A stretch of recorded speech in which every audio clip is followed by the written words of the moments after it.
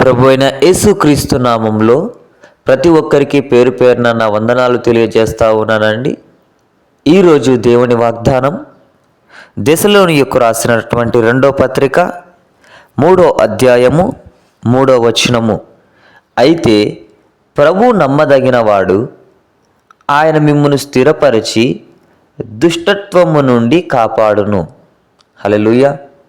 దేవుడు సెలవిస్తూ ఉన్నటువంటి మాట యావత్ ప్రపంచంలో మనం చూసినట్లయితే ఎక్కడ మనం చూసినా కానీ నమ్మదగినటువంటి వారు లేరు. హల్లెలూయా. అయితే ఇక్కడ దేవుడు సెలవిస్తూ ఉన్నటువంటి మాట ఒక పౌలు భక్తుడి ద్వారా దేవుడు మాట్లాడుతూ ఉన్నాడు ఒక సంఘంతో. ఆ సంఘంతో చెప్తూ ఉన్నటువంటి మాట ప్రభువు నమ్మదగినవాడు. హల్లెలూయా. ఈరోజు ప్రేమించినటువంటి అబ్బాయిని నమ్మి మోసపోతూ ఉన్నావేమో, ప్రేమించిన అమ్మాయిని నమ్మి నాతో జీవితాంతం ఉంటుంది, నేను జీవితాంతం కలిసి ఉంటాము అనేసి మోసపోతూ ఉన్నావేమో, నీ తల్లిదండ్రులను నమ్ముతూ ఉన్నావేమో, నీ బంధువులను నమ్ముతూ ఉన్నావేమో, నీ స్నేహితులను నమ్ముతూ ఉన్నావేమో.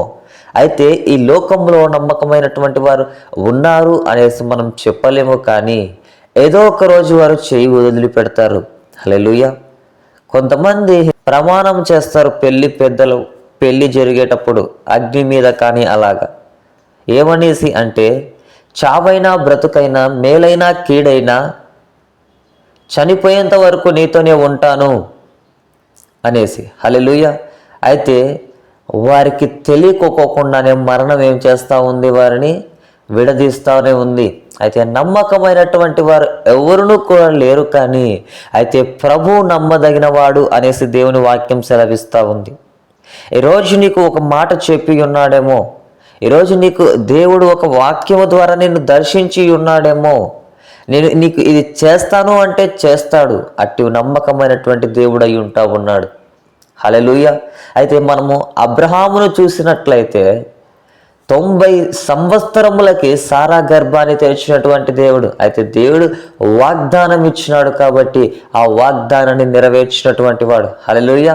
ఈరోజు మనం అనేకమైనటువంటి లేఖనములు చూస్తే యేసుక్రీస్తు ప్రభుల వారి గురించి అనేకమైనటువంటి వారు ప్రవచించినారు. అట్టి రీతిగానే యేసుక్రీస్తు భూలోకానికి వచ్చి తాను చేయవలసినటువంటి తండ్రి చిత్తం ప్రకారం ప్రతిదీ చేసి ఆయన మరణ శిక్ష పొంది సిలువ ఎక్కి ఉంటా ఉన్నాడు.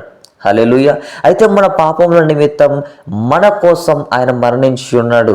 అయితే దేవుడు అంటా ఉన్నటువంటి మాట ఈ లోకంలో అయితే పౌలు భక్తుడు ద్వారా మాట్లాడుతూ ఉన్నాడు. ఈరోజు మనం నమ్మకం లేకపోయినటువంటి వారం వల్లే ఉన్నాం.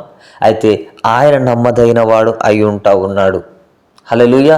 ఈరోజు నీవు నమ్మి విశ్వసించినట్లయితే, ఆ వచనము చూసినట్లయితే ఆయన మిమ్మును స్థిరపరచి దుష్టుని నుండి విడిపించును. హల్లెలూయా. ఈరోజు ఏ దుష్టత్వంలో నువ్వు మునిగిపోతా ఉన్నావు, ఏ పాప భూమి మధ్య నువ్వు జీవిస్తానే ఉన్నావు, చేయకోకుండా ఉండాలి ప్రభువా అనేసి ప్రార్థన చేస్తూ ఉన్నావు. అయితే మరీ అదే తప్పు చేస్తూ ఉన్నావేమో, మరీ అదే పాపం చేస్తానే ఉన్నావేమో.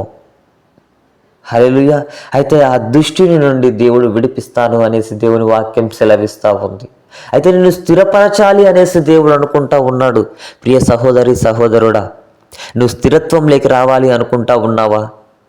నమ్మకమైనటువంటి వాణ్ణి పట్టుకొని నువ్వు ముందుకు వెళ్ళాలి అనేసి అనుకుంటా ఉన్నావా?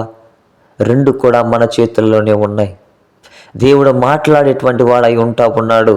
ఆయన నమ్మదగినటువంటి దేవుడు. నీ పట్ల ఏ కార్యము ప్రణాళిక కలిగి ఉన్నాడో అది నెరవేర్చుటకు ఆయన నమ్మదగినటువంటి వాడై ఉంటా ఉన్నాడు. అయితే నేను స్థిరపరచాలి, నేను దుష్టు నుండి విడిపించాలి అనేసి ఆయన అనేకమైనటువంటి దినముల నుంచి నీ కోసం ప్రయాసపడతా ఉన్నాడు. అయితే నువ్వు ఎవరి చేతిలో ఉన్నావో ఒక్కసారి ఆలోచన చేసుకో. హల్లెలూయా. నువ్వు దుష్టుని చేతిలో ఉన్నావా, లేకపోతే పరిశుద్ధమైనటువంటి దేవుణ్ణి ఆనుకొని ఉన్నావా? హల్లెలూయా.